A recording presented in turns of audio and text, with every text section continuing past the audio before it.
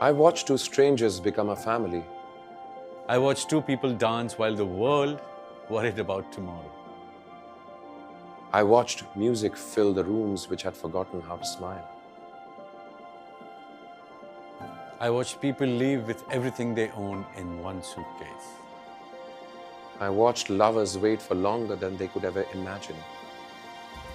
I watched neighbors become strangers. I watched cities rebuild themselves. I watched children become parents. I watched them love even when tomorrow wasn't promised. I watched ordinary lives become extraordinary stories.